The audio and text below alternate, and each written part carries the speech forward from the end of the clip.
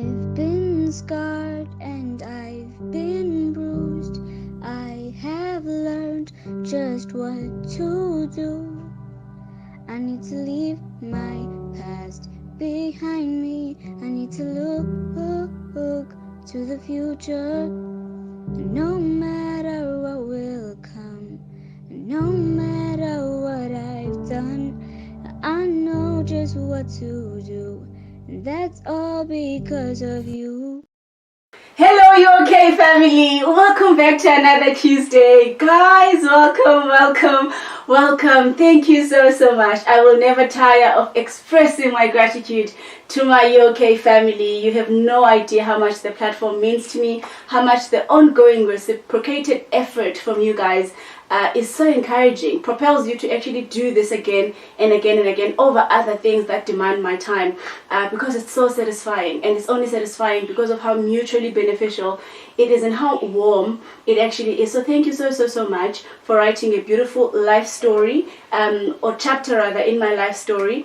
I appreciate that so much, and I hope it is expressed not just in words but in the quality of content that I give to you guys, the overt preparation that I try to show, so that I'm not winging and wasting your data. I respect you, I respect your time, I respect your choice, that above everything else that you could be doing at this moment, you're choosing to give it to me. A warm welcome to the people that have recently joined us. My name is Ms Z Mavumengwana, and I'm the regular face that hosts this mental health and personal development channel called You Okay.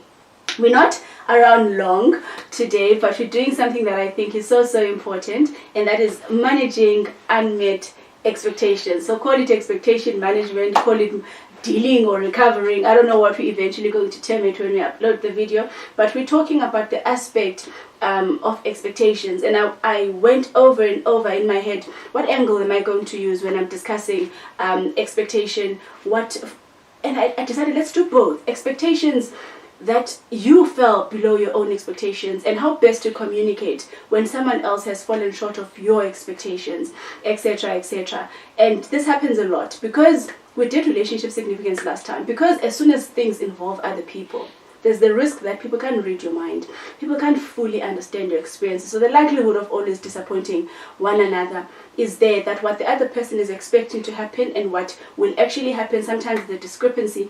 And when that discrepancy is a bit big, people tend to be disappointed and expectations tend to be unmet. But most significantly, where I'd like to begin is when you have struggled to meet your own expectations. And what I'd like to precisely talk about today is the role that self-righteousness plays in us being unable to transcend past a point where we feel like we've fallen short of our expectations. I've got a vivid memory of the time where I fell pregnant. I was like 17 when I fell pregnant.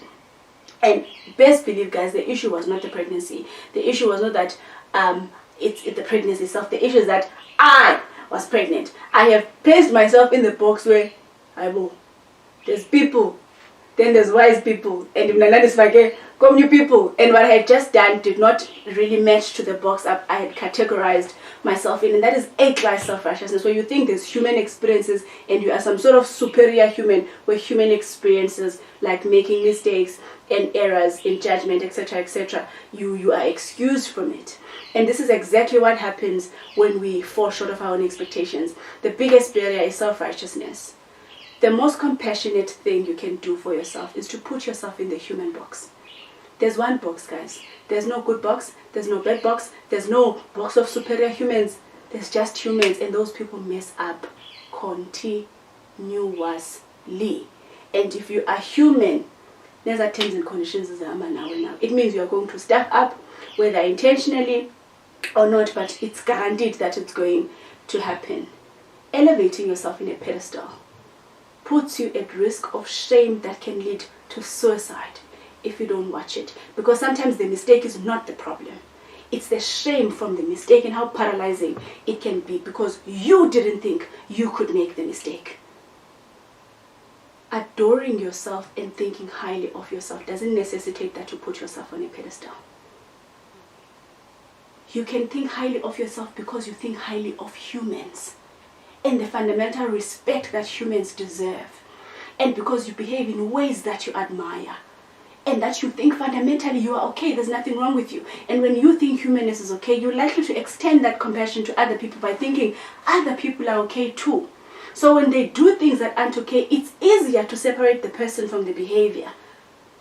But to protect ourselves from regular misfortune that happens to other humans, we try to make ourselves different from the other, because we think if we are not like them, then the things that happen to them won't happen to us.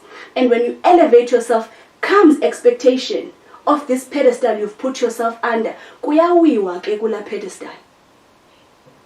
And the higher the pedestal, the more painful the fall. The higher the pedestal, the more painful the fall. The more you think you are better than, the worse it's going to feel when life actually delivers you that cute message that, nope, everybody same. We're just imperfect people that with conscious information we interact with, we try and be better. That's the fundamental difference between us. People that consciously put an effort to be better than this imperfect mess that we are. But fundamentally, worthiness is a thing that all humans have. You don't collect a few accomplishments, then elevate yourself to become more worthy. You are always worthy. This is not something misfortune can take away from you. This is not something that mistakes can take away from you. So when you orchestrate expectations of yourself, make them in line with the fact that you're a human being, and part of that experience is that you're not going to get things right all the time. When you're a brilliant human, you're going to get them right most of the time. And we've had this discussion that perfection and diligence differ in language. One is all the time, one is most of the time. And brilliant people try to do good most of the time. Try to do good most of the time. Try not to hurt people. Try not to hurt yourself. Try not to let yourself down. You're still going to, but try not to. But it's risky to start elevating yourself above other people, because then it means you expect different of yourself than what you do. Other people, have you ever seen people that make mistakes that they are kinder to the mistakes of others? It's not that they are globally judgmental. Self-judgmental people think different of themselves. It's the fact that they made the mistake. So you'll see that, no, I don't think there's any, I actually never judge people that fall pregnant out of wedlock. Never. Because they're not me, so they can. That was the pedestal stance that I was taking. And it's little things that happen in society that elevate you, accomplishments you make. Society keeps telling me that I'm intelligent and I'm wise and I'm different from other people. You know, if you're going to be selected to be the prefect, you're going to be selected to be the leader.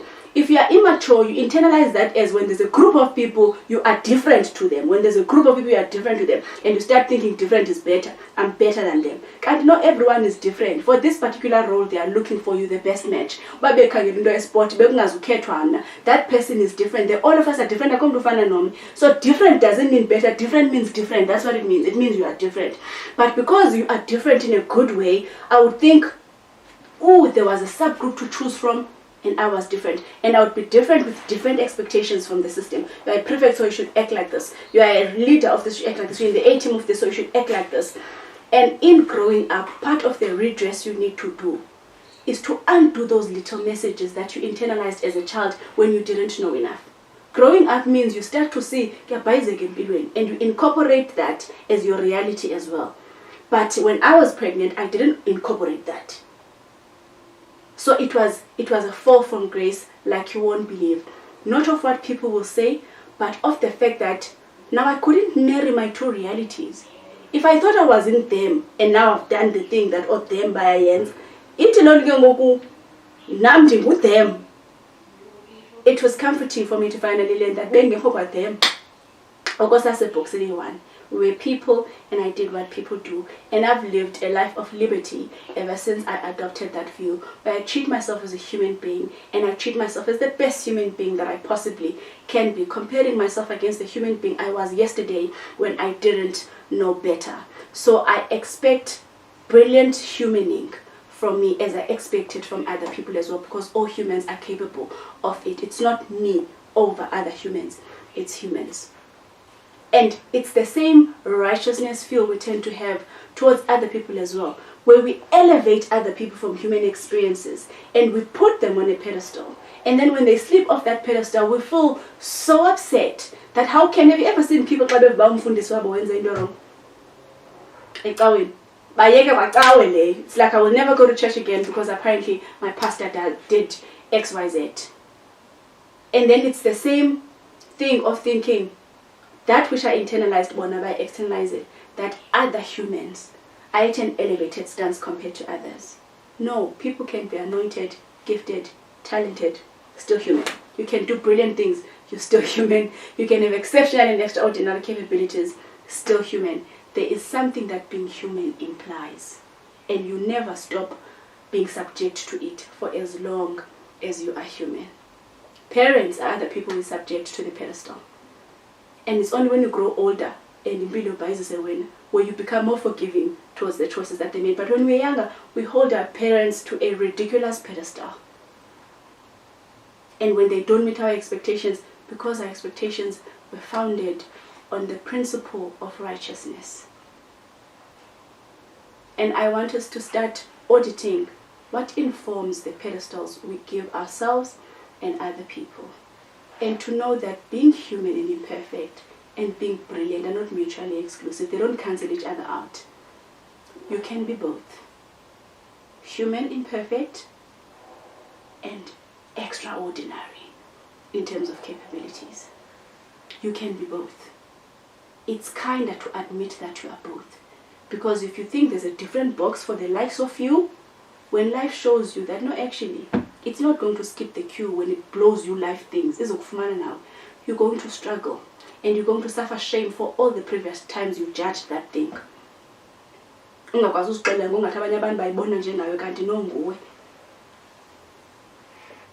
So I encourage all of us to lower a pedestal. Your pastor's not on a pedestal. Your mom's not on a pedestal. You're not on a pedestal. Wisdom doesn't imply a pedestal. Call things what they are. Call traits what they are. Is the person intelligent? Then say that. The person is intelligent. Wamhluza njani kwabanye abantu? Akahlukanga kwabanye abantu, made of flesh and bones, subject to mortality like all of us. We have this towards people that are deceased. Well, how could you die? I had this when my grandfather died. Like, people die, I know that. I got that memo. But I didn't think it's my people. Especially him. He was immortal and strong and big.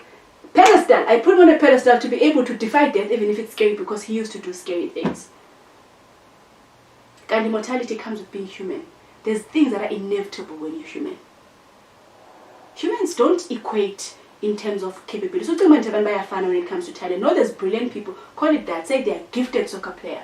They're a gifted musician. They're a gifted writer.